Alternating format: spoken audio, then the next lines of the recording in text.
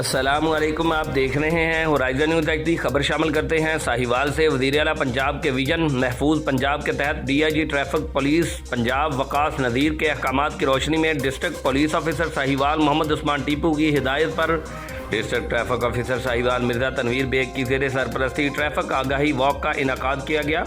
Walk میں traffic police افسران، اہلکاروں اور شہریوں کی بڑی تعداد نے شرکت کی۔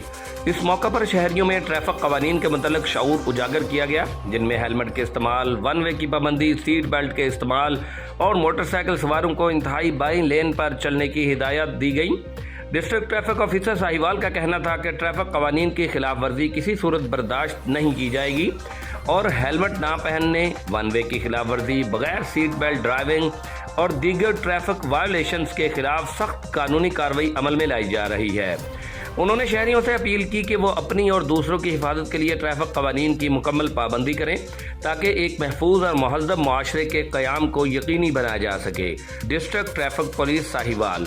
Report Rauf Shahzad Jatt, divisional bureau chief Sahiwal, Horizon news H D, Pakistan.